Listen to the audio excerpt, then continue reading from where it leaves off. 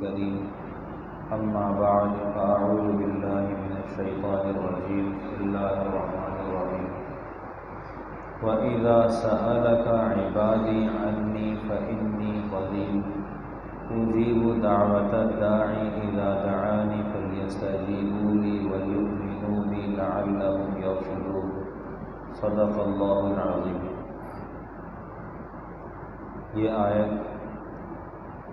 سپارہ number 2 سیقول اور سورہ بقرہ کی آیت نمبر 186 ہے۔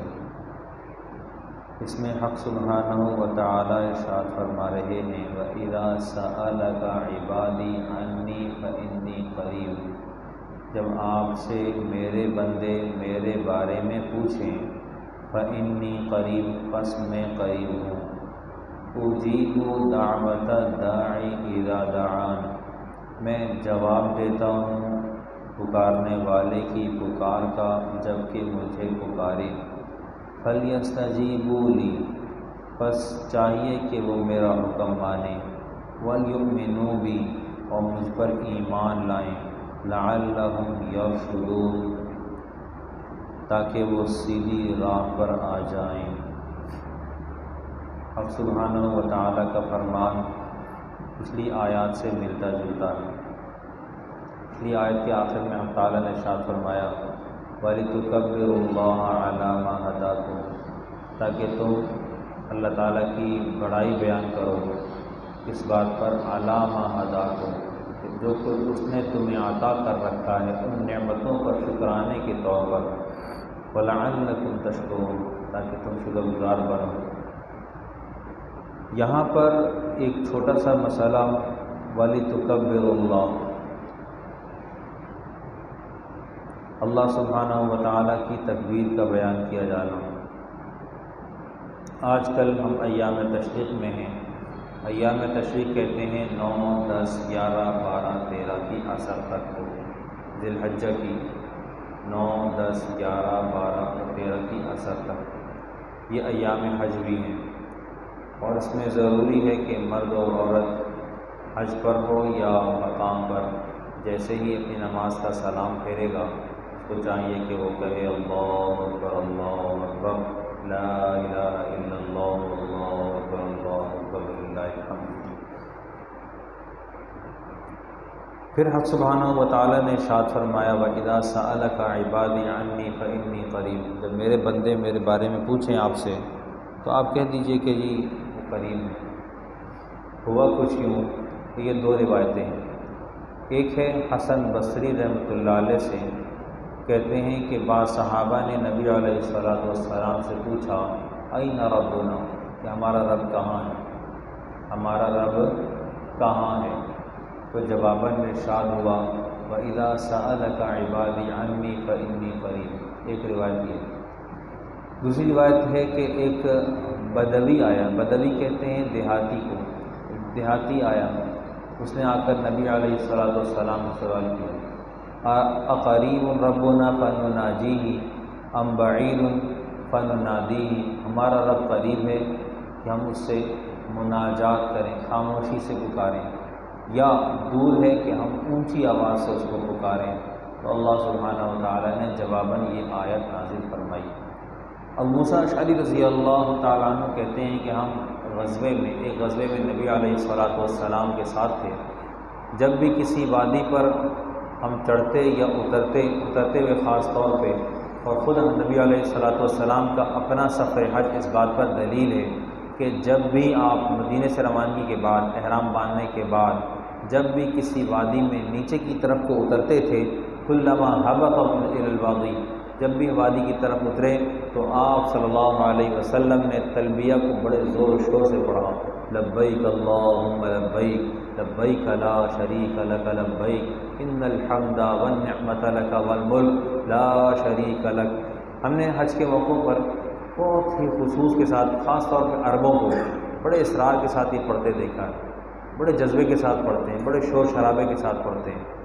ہمارے لیے ذمے ہے، ہم مسلمانوں کے ذمے خاص طور پہ ایام ذی الحجہ کے اندر حق سبحانہ و تعالیٰ نے ان 10 دنوں کی قسم کھائی ہے والفجر ولیال عشر، یہ 10 دن یہ والے، کل اس کا آخری دن، ان 10 دنوں کی اللہ تعالیٰ نے قسم کھائی، والشفع والوتر واللیل اذا یسر، یہ ساری قسمیں ہیں، حق سبحانہ تعالیٰ نے اس کی قسم کھائی۔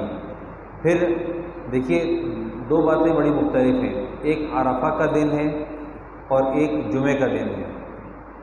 جمعے کے لیے اور عرفہ کے لیے ایک ساتھ ایک ہی آیت میں کہا وشاہد و مشہود، شاہد اور مشہود، ایک دن انسان کے اوپر لوٹ کر خود آتا ہے اور ایک دن کے لیے کے حصول کے لیے انسان چل کر جاتا ہے، جس کے لیے چل کر جاتا ہے قربانی دیتا ہے وہ عرفہ ہے۔ دیکھیں آج کا دن گزرا، پاکستان کے اعتبار سے آج کا تھا، اختلاف مطالعے کی وجہ سے، اور سعودیہ والوں کو گزشتہ کل، ٹھیک ہے۔ اور دوسرا جمعے کا دن ہے، یہ انسان کے اوپر خود لوٹتا ہے، یہ اللہ پاک کا فضل ہے کہ خود لوٹتا ہے۔ دونوں دنوں کی فضیلت الگ الگ ہے۔ پھر عرفہ کے دن کی رات یہ اس دن کے ساتھ شامل نہیں ہے، یہ رات گزشتہ رات کے ساتھ تھی، گزشتہ دن کے ساتھ تھی۔ یوں کہا جائے کہ گزشتہ دن کو 2 راتیں اور 1 دن ملا ہے، اور عرفہ کا دن خود یکتا روزگار ہے، یہ اپنی ذات میں اپنی ہستی میں ایک دن الگ سے شمار۔ حق سبحانہ و تعالیٰ نے اس دن کو بڑی برکت والا بنایا ہے، اور ان 10 دنوں کو ان کی تو قسم اٹھائی ہے، وَلَيَالٍ عَشْرٍ۔ دیکھیے ہم میں سے کوئی سوداگر اگر کبھی کوئی چیز بیچ رہا ہو اور اس چیز کی حقیقت کے اوپر اس کو قسم کھانی پڑے تو بعض اوقات قسم کے پیچھے شخصیت کا وزن بھی دیکھا جاتا ہے۔ یار اتنا بڑا آدمی قسم کھا کے کہہ رہا ہے، یار یہ سفید داڑھی والا آدمی جھوٹ بول رہا ہو، قسم کھا رہا ہے، یار اس کی بات تو ماننی پڑے گی۔ ہم مروتاً کرتے ہیں نا ایسے، یہاں مروت کی حاجت ہی نہیں ہے، یہاں کہہ رہا کون ہے؟ حق سبحانہ و تعالیٰ۔ اللہ سبحانہ و تعالیٰ نے پورے قرآن پاک میں کئی جگہوں میں قسم اٹھائی ہے، جیسے انسان کے بنانے پر خوبصورتی کے اوپر والتین والزیتون وطور سینین وہذا البلد الامین، جن چیزوں کی قسم کھائی ہے وہ چیزیں خود اپنی ذات میں کوئی معنی رکھتی ہیں تو حق تعالیٰ نے اس کی قسم کھائی ہے۔ ان چیزوں کی تعظیم حق تعالیٰ نے قسم اٹھا کر بیان کر دی کہ ان چیزوں کو ہم نے بڑا بنایا ہے، ان چیزوں میں کوئی نہ کوئی منافع للناس ہیں۔ والتین، انجیل، زیتون، حق سبحانہ تعالیٰ نے اس میں کوئی نہ کوئی چیز رکھی ہے، معمولی بات نہیں ہے۔ میں ایک بار یہاں فونکس ہائٹس میں اپنے عزیز کے گھر میں داخل ہوا تو وہ وہاں ایک حکیم بیٹھتے تھے، وہ لیکن تھے وہ ایسے ہی ملنگ قسم کے آدمی، کرتے ہوتے کام نہیں تھے۔ اور میں نے دیکھا ارے میاں کہاں جا رہے ہو، کس رخ پر ہو، ایسے میرا انگوٹھا دیکھا اور دیکھنے کے بعد مجھ سے کہا روزانہ صبح نہار میں 2 زیتون، 2 دانے انجیر اور 1 چمچہ شہد کھا لیا کرو۔ اور یہ تینوں چیزیں قرآن پاک سے ثابت ہیں، نہار منہ ثابت نہیں ہے لیکن یہ تینوں چیزیں قرآن پاک میں ہیں۔ شہد حق سبحانہ و تعالیٰ نے اس کے بارے میں کیا کہا، کیا ہے یہ؟ ان اتخذی من الجبال بیوتا ومن الشجر ما یعرشون ثم کلی من کل الثمرات فاسلکی سبل ربک ذللا یخرج من بطونها شراب مختلف الوان۔ حق سبحانہ و تعالیٰ نے شہد کو حقیقت بنایا ہے، کیا شان ہے شہد کی، امراض کا علاج ہے۔ اور پیارے پیغمبر صلی اللہ علیہ وسلم نے جن چیزوں میں امراض کے علاج سے پہلے جو چیزیں اختیار کی ہیں اس میں شہد ہے، اس میں کلنجی ہے، اس میں صدقہ ہے، اس میں نفل ہے۔ حق سبحانہ تعالیٰ نے اپنے حبیب صلی اللہ علیہ وسلم کے ذریعے سے ہماری تربیت فرمائی ہے، اور اس تربیت میں یہ سب کچھ شامل ہے۔ ایک صحابی نے نبی علیہ الصلوۃ والسلام، بلکہ ابو موسیٰ اشعری رضی اللہ تعالیٰ عنہ والی بات کہ اللہ رب العزت نے ہمارے لیے ہم سے کتنا فاصلے پر ہیں، کتنا دور ہیں، ہم کیسے پکاریں حق سبحانہ تعالیٰ کو۔ تو نبی علیہ الصلوۃ والسلام نے ابو موسیٰ اشعری کو آگے ارشاد فرمایا فَإِنَّكُمْ لَا تَدْعُونَ أَصَمَّ وَلَا غَائِبًا، تم کسی گونگے اور غائب کو نہیں بلا رہے ہو، انما تدعون سمیعا بصیرا، تم سمیع اور بصیر کو پکار رہے ہو، سننے والا ہے، دیکھنے والا ہے، وہ غائب نہیں ہے، وہ حاضر ہے، وہ تم سے چھپا ہوا ہے لیکن تمہارے ساتھ موجود ہے۔ قرآن پاک کہتا ہے وَنَحْنُ أَقْرَبُ إِلَيْهِ مِنْ حَبْلِ الْوَرِيدِ، یہ وہ والا واقعہ ہے جہاں پر صحابہ وادیوں سے اتر رہے ہیں غزوے میں شریک ہیں، بڑے زور زور سے لبیک اور اللہ اکبر کے نعرے لگ رہے ہیں۔ نبی علیہ السلام قریب تشریف لاتے ہیں اور آ کر کہتے ہیں فَإِنَّكُمْ لَا تَدْعُونَ أَصَمَّ وَلَا غَائِبًا إِنَّمَا تَدْعُونَ سَمِيعًا بَصِيرًا إِنَّ الَّذِينَ تَدْعُونَ أَقْرَبَ إِلَىٰ أَحَدِكُم مِّنْ عُنُقِ رَاحِلَتِهِ، تم جس کو پکار رہے ہو وہ تمہاری راحلہ، تمہاری سواری کی گردن سے زیادہ تم سے نزدیک ہے۔ بعض اوقات میں قرآن پاک کو دیکھتا ہوں اور احادیث کو دیکھتا ہوں تو لگتا ہے کہ نبی علیہ الصلاۃ والسلام اور حق سبحانہ و تعالیٰ ایک دوسرے کی ترجمانی کرتے ہیں۔ جیسے قرآن پاک نے کہا وَنَحْنُ أَقْرَبُ إِلَيْهِ مِنْ حَبْلِ الْوَرِيدِ، ہم انسان کے اس کی شہرت سے زیادہ قریب ہیں۔ یہاں شہرت گردن پر واقع ہوتی ہے۔ نبی علیہ الصلاۃ والسلام ارشاد فرما رہے ہیں ان الذین تدعون اقرب الی احدکم من عنق راحلته، جس کو تم پکار رہے ہو وہ تمہاری راحلہ، تمہاری سواری کی گردن سے زیادہ تم سے نزدیک ہے، تمہاری سواری کی گردن تم سے دور ہے، تمہارا معبود تم سے قریب ہے۔ ارشاد فرمایا فإنی قریب، میں قریب ہوں۔ حق سبحانہ تعالیٰ نے ارشاد فرمایا ادعونی استجب لکم، مجھے پکارو میں تمہیں جواب دوں گا۔ حدیث میں نبی کریم صلی اللہ علیہ وسلم نے ارشاد فرمایا من لم يسأل اللہ یغضب علیہ، جو اللہ سے سوال نہیں کرتا اللہ اس پر ناراض ہوتا ہے۔ نبی علیہ الصلوۃ والسلام نے ہماری تربیت فرمائی اور ارشاد فرمایا تم سے تمہارے جوتے کا تسمہ ٹوٹ جائے، فیتہ ٹوٹ جائے، فیتہ تسمہ ٹوٹ جائے، اللہ سے مانگو، اللہ سے مانگو۔ اللہ کے سامنے اپنے آپ کو فقیر بنانا پڑے گا۔ اذا دعانی فلیستجیبوا لی، بس ان کو چاہیے اجیب دعوت الداع اذا دعان، میں جواب دیتا ہوں پکارنے والے کا جب کہ وہ مجھے پکارے۔ یہاں لفظ لکھا گیا دعانی، نون زیر نی، جبکہ یہاں پر نون یا زیر نی ہے۔ یہ ایک خاص قاعدے کے تحت یہاں سے یا محذوف ہے، اس کو دعانی دعان بھی پڑھ سکتے ہیں۔ فلیستجیبوا لی، پس چاہیے کہ وہ میرا حکم مانے۔ ہم حق تعالیٰ کے حکموں کے ماننے میں کس قدر کوتاہ ہیں کہ ہم بخوبی جانتے ہیں۔ ہماری حالت یہ ہے جس طرح کہ بنی اسرائیل کو قرآن پاک نے کہا افتؤمنون ببعض الکتاب وتکفرون ببعض، تم بعض کتاب پر ایمان لاتے ہو، بعض کا انکار کرتے ہو۔ ہم اس والے دین پر ہیں۔ ہمارا دین وہ والا ہے جو ہمارے ابو کا دین ہے، ہمارا دین وہ والا ہے جو ہمارے گھر میں لایا ہوا پرانا آباء و اجداد کا دین ہے۔ ہم حقیقت دین سے خالی ہیں۔ ہم نے دین کو اتنا ہی اپنایا جتنا ہمیں ہمارے گھر والوں سے مل گیا، اس سے آگے بڑھنے کی ہم نے جستجو نہیں کی۔ نتیجہ یہ ہوا کہ قرآن پاک ہمارے قلوب سے نکل گیا، پھر قرآن پاک ہماری گردن پر آ کر اٹک گیا۔ اب یہ ہمارے وجود پر نیچے طاری نہیں ہوتا، ہمارے حلق سے نیچے نہیں اترتا۔ ہم بہت اچھا پڑھ سکتے ہیں، ہم اپنے بچوں کی اعلیٰ تعلیم کے لیے ایک سے ایک بڑھ کر بہترین قرۂ کرام کا انتظام کرتے ہیں، ان کو ایک مناسب تنخواہ بھی دیتے ہیں، لیکن کبھی بھی ہم ان بچوں کے استاد کا امتحان نہیں لیتے اور نہ ہی بچوں کا امتحان لیتے ہیں، اس لیے کہ ہمیں پتہ ہے کہ جو کام اسکول والے کر رہے ہیں اس کی اہمیت ہے، اور جو کام ہمارے گھر میں ٹیوشن پڑھانے کے لیے آنے والے قاری صاحب کر رہے ہیں اس کی اہمیت اتنی ہی ہے کہ وہ 1 گھنٹہ پڑھا دیں، بڑی مہربانی۔ بعض اوقات تو ہم نے قرآء کرام کو دیکھا کہ وہ جتنی دیر میں ایک چائے کا کپ چولہے سے اترتا ہے اتنی دیر میں وہ پڑھا کے فارغ ہو جاتے ہیں، جبکہ آپ خود مشق کر کے دیکھ لیں، ہا ہا غین خا، یہ ایسے الفاظ ہیں ان کی ادائیگی ایک عام آدمی سے ہوتی ہی نہیں ہے۔ بچے کو اعلیٰ تعلیم قرآن پاک کی دلوا رہے ہیں۔ آج ہمارا بچہ یوٹیوب سے پلتا ہے، اس کی تربیت انڈیا کرتا ہے، ہم نہیں کرتے ہیں، انڈیا اس کو پالتا ہے، اس کو حق سبحانہ تعالیٰ کا کوئی خوف نہیں ہے، ماں کو اپنے بچے کے بارے میں کوئی خوف نہیں ہے۔ ابھی آج صبح کی بات ہے، بڑی عجیب بات میرے علم میں آئی۔ ناظم آباد میں ایک بیٹے نے باپ کے مکان کو اپنے نام کرا لیا اور پھر توڑ بھی دیا، نیا بنانا شروع کر دیا۔ ابا پاکستان سے باہر تھے، ابا تشریف لائے تو گھر نہیں، معلوم ہوا یہ کیا ہوا، کیڑیے گئے تو معلوم ہوا جی بیٹے نے آپ کو وفات شدہ ظاہر کیا، آپ فوت ہو چکے ہیں۔ کیا تعلیم دے رہے ہیں آپ کیا سکھانا چاہ رہے ہیں بچوں کو؟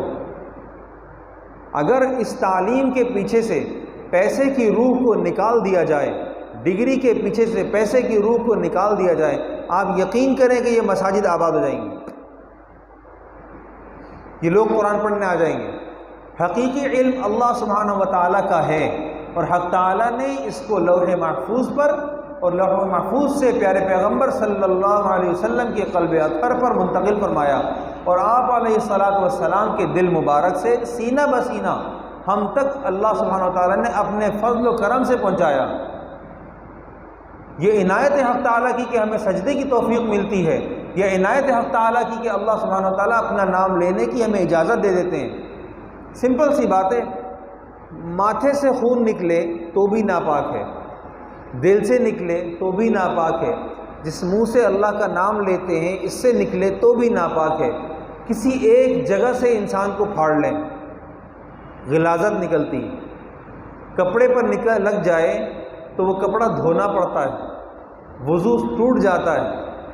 ہم غلاظتوں کے توڑے، غلاظتوں سے بھرے ہوئے انسان حق تعالیٰ کا نام لیتے ہیں، یہ تو ہمارے لیے شکر گزاری کی بات ہے، عنایت حق تعالیٰ کی کہ اپنے نام کی اجازت دی ہوئی ہے۔ قرآن پاک میں اللہ سبحانہ وتعالیٰ نے ارشاد فرمایا، الم یأنی للذین آمنوا ان تخشع قلوبهم لذکر اللہ، کیا ایمان والوں کے اوپر ابھی تک وقت نہیں آیا کہ ان کے دل حق سبحانہ و تعالیٰ سے کے خوف سے لرز جائیں، ڈر جائیں، خشیت اختیار کریں؟ ہم کہاں کھڑے ہیں؟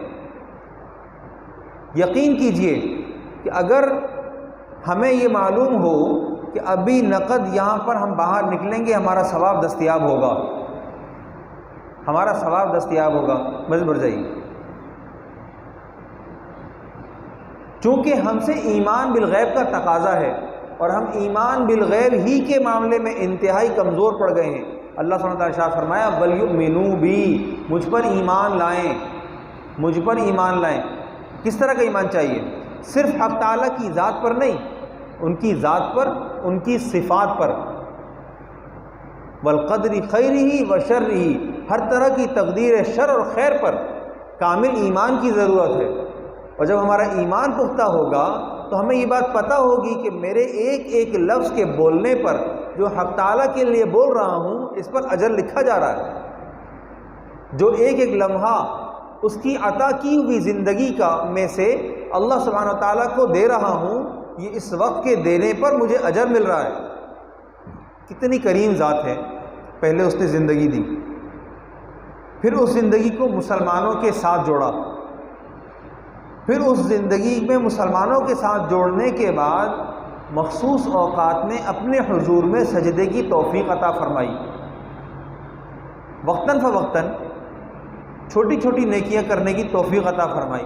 ہماری مسلمان کی تو ساری زندگی مجسم نیکی ہے، نگاہ اٹھی خوف خدا سے نیچے ہو گئی، ثواب ملے گا۔ پہلے والی بات معاف کر دی گئی کہ نگاہ اٹھی تھی، غلط اٹھی تھی، لیکن خوف خدا سے نیچے ہوئی، اس پر اجر ہے، اس پر اجر ہے۔ گناہ کیا تھا، توبہ کی، اجر ہے۔ گناہ کیا ہوا؟ معاف کر دیا، اجر لکھ دیا گیا۔ ایک ایک لمحہ بیت الخلاء میں ہے، جتنی دیر بیت الخلاء میں گزاری وہ غفلت کا وقت تھا، اس کو جلدی لگی رہی، اس نے وہاں پر سنت کے مطابق بیٹھنے کا انتظام کر لیا، صرف سنت کے مطابق بیٹھ گیا۔ بیٹھنا کیا ہے کہ سطر کو قریب، زمین کے قریب جا کر کھولا اور سنت کے مطابق بیٹھ گیا، اجر لکھ دیا گیا۔ یہ بیت الخلاء میں اس کی ذاتی بشری تقاضے کی تکمیل، اس کے لیے یہ اجر لکھ دی گئی، عبادت لکھ دی گئی، عنایت نہیں ہے۔ مسلمان کے لیے جنت جانا کون سا مشکل ہے؟ بس فقط اتنی بات ہے کہ یہاں پر اپنی خواہش نفس کے اوپر کنٹرول کی ضرورت ہے۔ خواہش نفس کیا چیز ہے؟ یہ انسان کو بگاڑ دیتی ہے، یہ انسان کو خراب کر دیتی ہے۔ کیا ہے؟ میں یہ کر لوں، اللہ میاں سے بعد میں بات کر لیں گے۔ اللہ میاں سے اسی وقت بات کرنی ہے جب خواہش کا داعیہ پیدا ہوا ہے۔ نماز چھوڑنے کا داعیہ پیدا ہوا اور یہ خیال ہوا کہ ہم معافی مانگ لیں گے، وہ غفور الرحیم ہے، یہ خواہش نفس کی اتباع ہے کہ نماز چھوڑ دی اور اس کو غفور الرحیم جانا، یہ اتباع نفس ہے۔ اور خلاف اس کے کیا ہے کہ نہیں، میں نے نماز پڑھنی ہے، سارے کام بعد میں ہوں گے، پہلے نماز ہوگی۔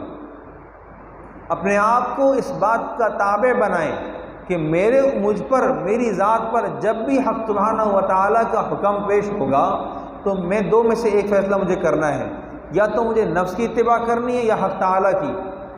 اور ظاہر ہے کہ انسان اپنے نفع کی سوچتا ہے، تو میرا نفع کدھر ہے؟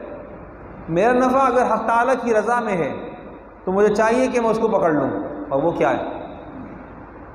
وہ وہی ہے جس کے خلاف چلنا ہے۔ وہ اپنے نفس کے خلاف چلے گا کامیاب ہوگا، نفس کے ساتھ چلے گا ناکام ہو جائے گا۔ کتنا بڑا دھوکہ ہے، کہتا ہے کہ میں اللہ غفور رحیم، معاف کر دیں۔ کیا مطلب ہے؟ حق سبحانہ و تعالیٰ سے ہمیں اپنے بارے میں رحمت کی امید ہے، ہونی چاہیے، حق ہے ہمارا، وہ معبود ہے، اس نے کہا ہے کہ میں رحمت للعالمین ہوں، میں نے رحمت للعالمین اتارا بھی ہے۔ وَرَحْمَتِي وَسِعَتْ كُلَّ شَيْءٍ، اس کی رحمت نے ہر چیز کو گھیر رکھا ہے۔ لیکن ہٹ دھرمی بھی تو دیکھیں نا، اپنی خود غرضی بھی تو دیکھیں نا۔ ہمیں اللہ تعالیٰ نے کہا فَأَمَّا مَنْ طَغَىٰ وَآثَرَ الْحَيَاةَ الدُّنْيَا، جس نے سرکشی کی، دنیا کی زندگی کو حقیقت جانا، فَإِنَّ الْجَحِيمَ هِيَ الْمَأْوَىٰ، ایک بار کہہ کے وہ فارغ ہو گیا، اس نے کہا جہنم ٹھکانہ ہوگا۔ اور وہ جس نے وَأَمَّا مَنْ خَافَ مَقَامَ رَبِّهِ، اور جو ڈرا حق تعالیٰ کے سامنے کھڑے ہونے سے، وَنَهَى النَّفْسَ عَنِ الْهَوَىٰ، اپنی ذات کو خواہش نفس کی اتباع سے روکا، فَإِنَّ الْجَنَّةَ هِيَ الْمَأْوَىٰ، اس کا ٹھکانہ جنت ہے۔ ایک بات مجھے بتائیں، ہمیں یہ یقین ہے حق تعالیٰ کی ذات کے اوپر کہ وہ 100% منصف ہے، پکا منصف ہے، انصاف اس نے اتارا ہے۔ اس نے کہا ہے وَزِنُوا بِالْقِسْطَاسِ الْمُسْتَقِيمِ، ہمیں اگر وزن کو صحیح سے سیدھا کرنے کا حکم دیا تو اس کا اپنا وزن کیا ہوگا؟ جس نے کہا ہے وَنَضَعُ الْمَوَازِينَ الْقِسْطَ لِيَوْمِ الْقِيَامَةِ، ہم انصاف کے ترازو قائم کریں گے قیامت کے دن۔ اگر وہ ذات اتنی بلند و بالا ہے، وہ انصاف کرنے والی ہے، تو ہمیں خود سوچنا چاہیے کہ اس نے یہ بھی تو کہا ہے قُلْ لَا يَسْتَوِي الْخَبِيثُ وَالطَّيِّبُ، خبیث اور طیب دونوں ایک جیسے نہیں ہو سکتے، دونوں ایک برابر نہیں ہو سکتے۔ وَلَوْ أَعْجَبَكَ كَثْرَةُ الْخَبِيثِ، اگرچہ کہ تم کو بدتر کی کثرت، زیادتی اچھی لگے، حیرت میں ڈال دے، تمہیں عجیب لگے، زیادہ ہے لیکن بے برکت ہے۔ قرآن پاک کئی جگہ پر کہتا ہے قُلْ هَلْ يَسْتَوِي الَّذِينَ يَعْلَمُونَ وَالَّذِينَ لَا يَعْلَمُونَ، کیا یہ برابر ہو سکتے ہیں جاننے والے اور نہ جاننے والے؟ ایک آدمی جانتا ہے اور ایک آدمی نہیں جانتا، دونوں برابر نہیں ہو سکتے۔ ایک عالم ہے ایک جاہل ہے، دونوں برابر ہو سکتے ہیں؟ نہیں ہو سکتے۔ اگر یہ برابر نہیں ہو سکتے تو ایک بتائیے کہ ایک آدمی عمل کر کے حق تعالیٰ کے دربار میں جائے اور ایک آدمی رحمت کی امید لے کر، وہ بھی جھوٹی امید کہ جی وہ اللہ معاف کر دے گا، خواہش نفس کی اتباع کرے، اپنی ذاتی خواہش کی اتباع کرے، اس دھوکے میں رہ کر کہ اللہ معاف کر دے گا، اور پھر اللہ تعالیٰ کے حضور میں چلا جائے یا اللہ میں تو یہ کر کے آیا ہوں۔ آپ بتائیے انصاف کا تقاضا کیا ہے؟ حق سبحانہ و تعالیٰ کا قلم جفت الاقلام، اپنی بات لکھ کر مکمل ہو چکا، خشک ہو گیا، جفت، سوکھ گیا، مزید اس میں کوئی بھی ترمیم تفریف نہیں ہونی۔ ایک آدمی حق تعالیٰ کے سامنے اپنی ہٹ دھرمی کے ساتھ پیش ہوتا ہے اور ایک آدمی اپنی پوری محنت کے ساتھ پیش ہوتا ہے۔ آپ بتائیے کہ انصاف کا تقاضا کیا ہے؟